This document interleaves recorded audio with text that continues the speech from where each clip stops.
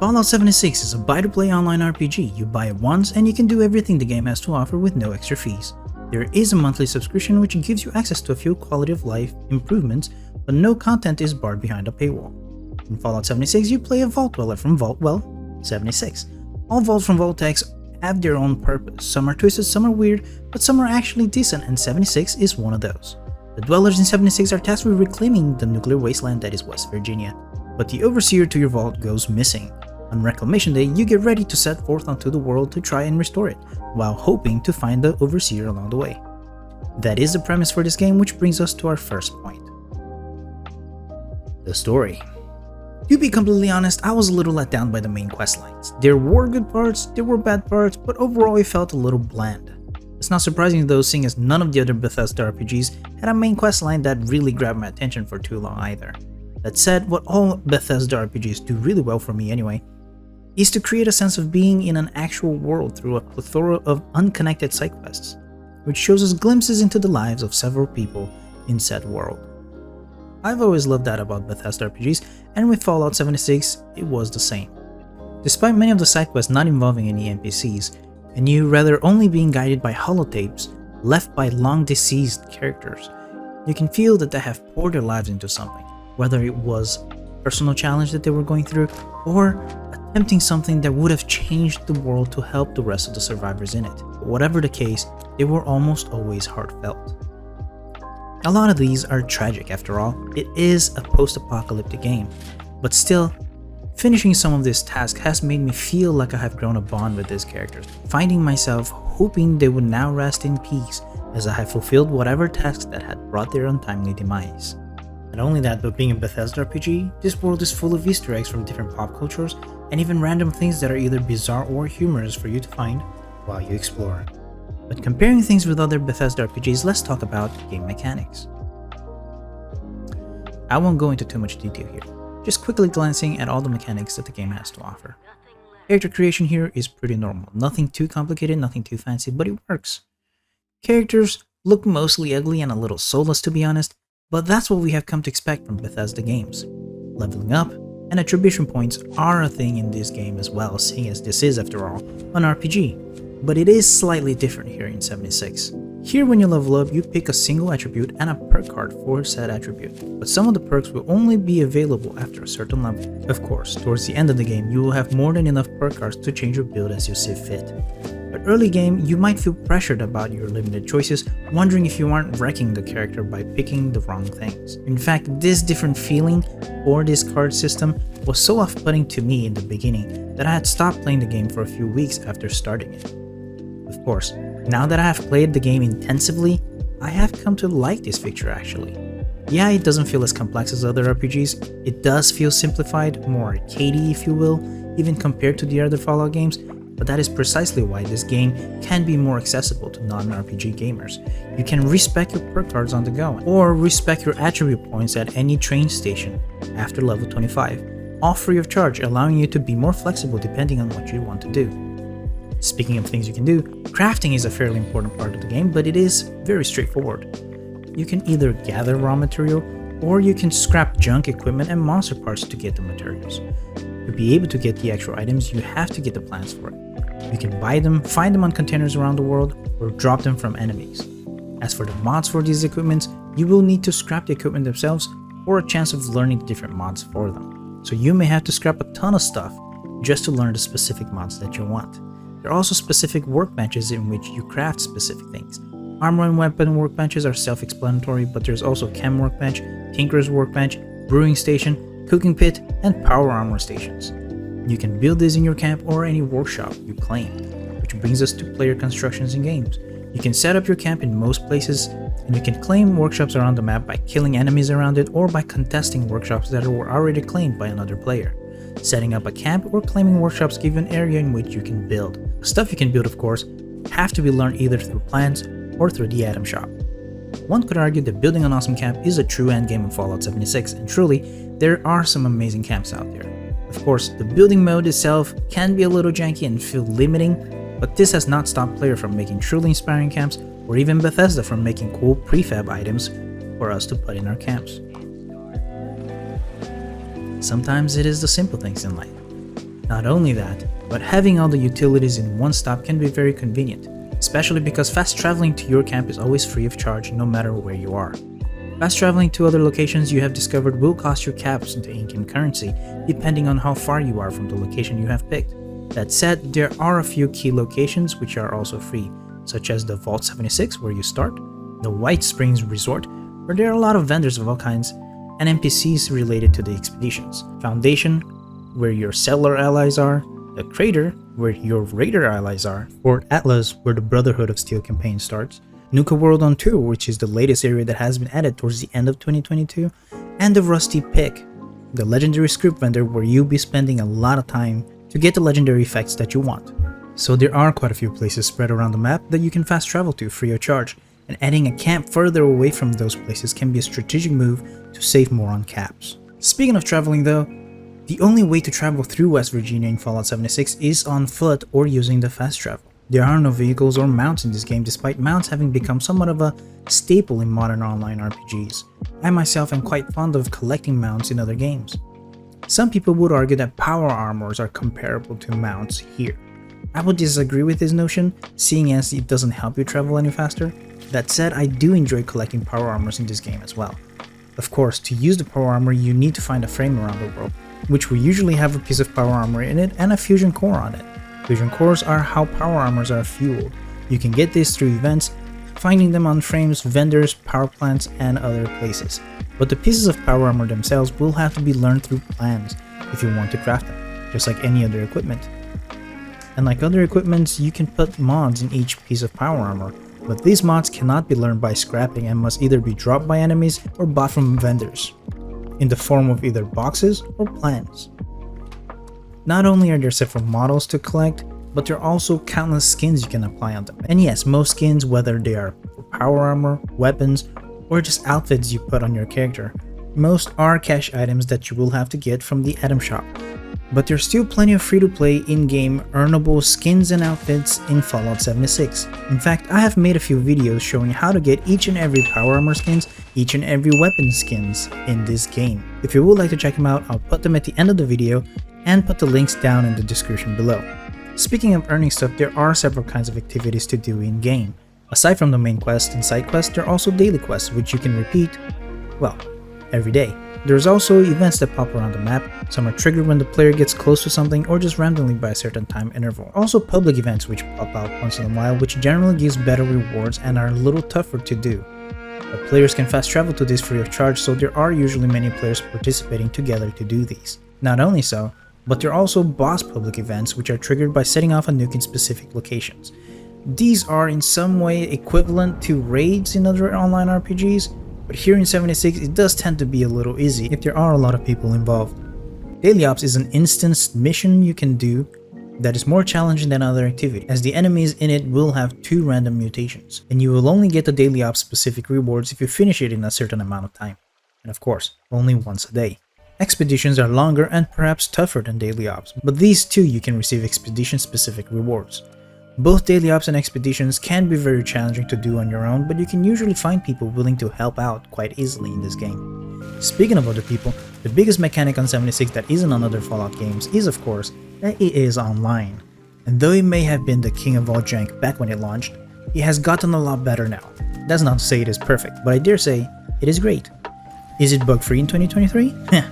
No, but it works. Fallout 76 consists of several different quote-quote lobbies, which they call servers, where the maximum number of players is 24. 24 is not that big of a number, but it's not such a small number as it may sound.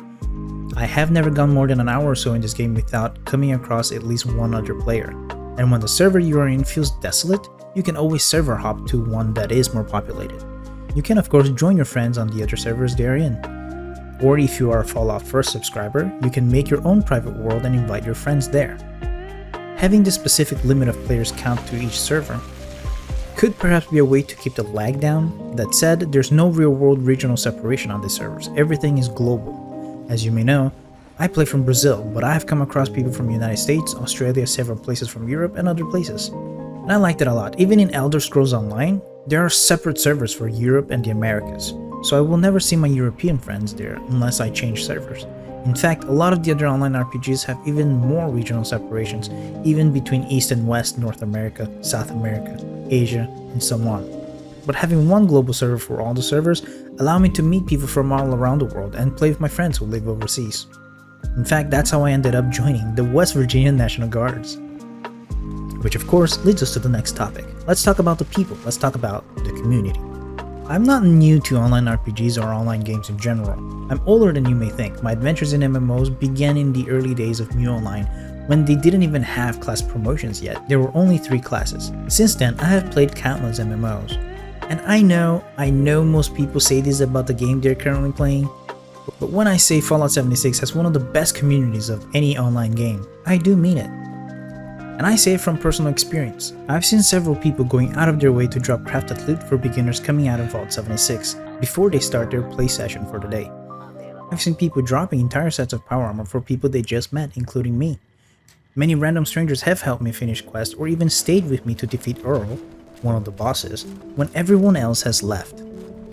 If you talk on the microphone and ask for help, I dare say there won't be many people who will refuse to help. Of course, that's not to say there aren't any griefers. I personally have never actually been griefed in-game, though I have met griefers with whom I have become friends. Fallout 76 being an online RPG, of course, you can form parties. Here, they're called groups. You can make a public group where others may join you from the community tab, or make a private group just for you and your friends. You can even set what the purpose of your public group is in casual, events, daily ops, expeditions, or roleplay. And doing so will give you a bonus depending on how many people are in the group. Through these group bonuses and group specific perks, the game greatly incentivizes players to play together. The game also makes it easier to co-op with your friends by not level walling anything like some other online RPGs tend to do. Once you make it out of Vault 76, you can practically do anything as long as the person you want to fast travel to is in your group or in your friend list. It will cost nothing, even if you haven't discovered the place yet.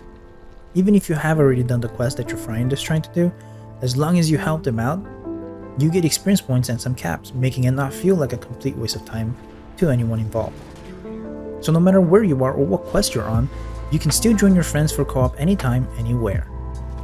Well, all that sounds pretty good, so is there anything bad about this game? Yes. Quite a bit, actually. To start, the game can be quite buggy. There are several visual glitches where things simply don't appear to be there anymore, nor allow you to interact with things that are there. Most of these are usually minor inconveniences and sometimes even funny. But one glitch that happens quite often that annoyed me quite a bit is that you can get stuck getting into your power armor if you're in first person, and more rarely get stuck coming out of your power armor depending where you get off at. And to me, personally, there was one game-breaking glitch, in one of the last main quests no less. In that quest, you're in a heist with several NPCs, and the NPCs simply get stuck and they stop responding or interacting in any way. And apparently it has to do with other players having done the same quest shortly before you, so the door that the NPCs are supposed to interact with to unlock it is already open, glitching them in place.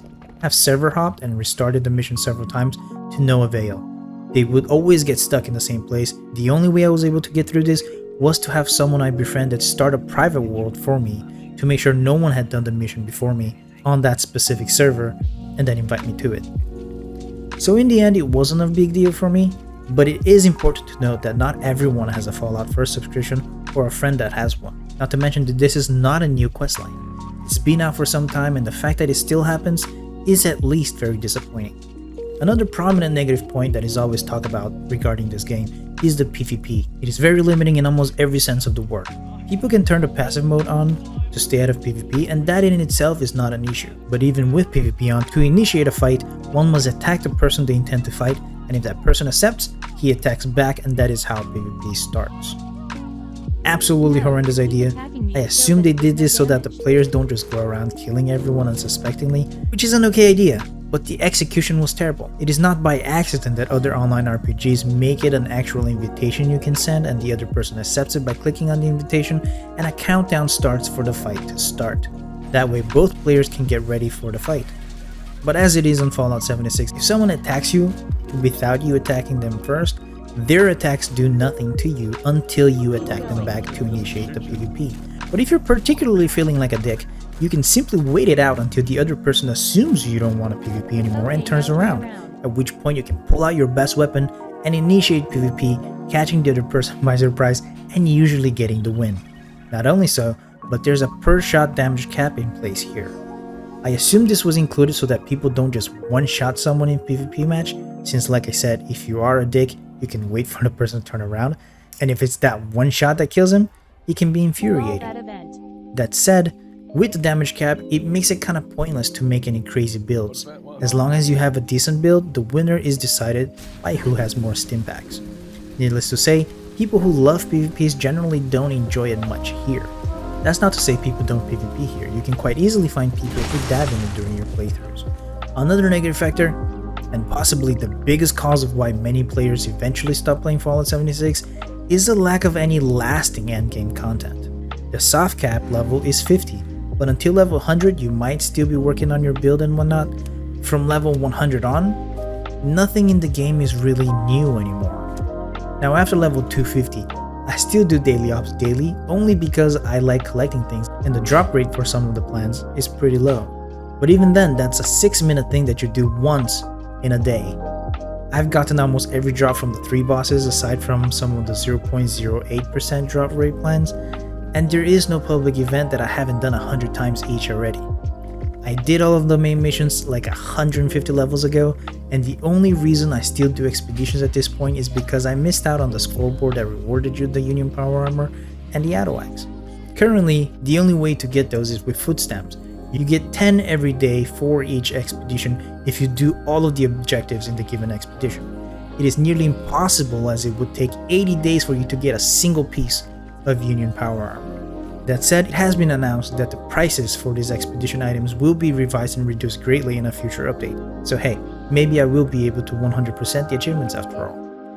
This is the sad sour truth at the moment. All of the high level people still playing this game only log in daily to do a few daily tasks that they do every day before logging back out, or sticking around just to hang out with their friends. The scoreboard and seasonal events do help a little. The scoreboard is like a season pass, but you don't need to purchase it separately as most of the rewards are for free players anyway. The few extra items in the scoreboards are for Fallout 1st subscribers. With every season, a new scoreboard with a new theme comes out, giving decorations, unique weapons, armor skins, power armor skins, and etc. And it is great to get this, but it still makes us do the same things we were already doing before. Aside from the rewards, there's nothing new to that. Seasonal events that comes and goes are great to get a chance to get some of these seasonal loot, but even those get a little repetitive for players who have been playing for more than a year. Now, I only have been playing this game since February, so I am pretty excited every time a seasonal event comes around. But I keep hearing my friends telling me how these events haven't changed in years, and I can't help but hope that this will change by the time this seasonal event comes around next time. Having played many online games, I can't help but wish Bethesda will eventually include events like endgame raids in other games, where it's not just taking down a boss. Having to do a puzzle that requires several people knowing exactly what to do, while your heart races to do things just right so you don't fail for the 5th time in a row just to get to the boss fight, are some of the fondest memories that I have from games like Destiny 2. Another idea could be if they added some kind of clan system, in which its members work together to upgrade their clan ranks, which could give them some kind of armbands that you could put over your armors and outfits that would show the clan colors, and perhaps even a clan versus clan PvP event. There are a lot that could be implemented that are staples in many other online RPGs that are lacking here. Or heck, just giving us a new region to explore would make a lot of people happy as well. This game has so much potential for further growth, and I hope with all my heart that Bethesda can make it grow into the game that it can be. So why do I still play this game if there's not much to do now? Well, for one, I've always liked Fallout games and post-apocalyptic settings in general, not to mention that there are updates coming to Fallout 76. It already has been announced that in June they will be adding 2 new cryptids and perhaps another expedition. Things are moving and we can see glimpses on the horizon, and hope is starting to grow. But to be completely honest with you, one of the biggest reasons of why I'm still playing this is because this is where I met some wonderful people. And yeah, saying that I stick around for the people may sound like it's not a positive point for the game in itself, but this is the only game I've played in which you get a party bonus for roleplaying. And that has made it possible for me to come across all sorts of things both cool and weird. The negatives here are bad, but most of the positives I have mentioned here are made with players in mind. There not being much of a difference in the rewards of the scoreboard for Fallout 1st subs and non-subs, all the DLCs being free, there being no restrictions in joining others for co-op no matter what quest they're doing or where they are, and all the other stuff I had mentioned. The focus here is always on the players, or at least it was. We'll have to see the updates later. But that has not always been the case with other online games, so this is much appreciated to see here, even if just a little bit. So yeah, not perfect, but not bad either. Short maybe, but with amazing potential. And like I said, in these 3 months, it's the people that I have met here that have made what was already a good experience into an unforgettable one. Y'all know who you are, so thank you guys. This is not a goodbye or anything. Just saying, I'm still sticking around. That said, I have started playing other MMOs so that I can still have more content to make videos about, since I do hope to make more videos about online games. But for the foreseeable future, you can find me out here in the wastelands. So is Fallout 76 worth it in 2023? I think so, but that's just my opinion. What do you think? Tell me in the comments down below. I'll see you next time, and until then, always nerd on.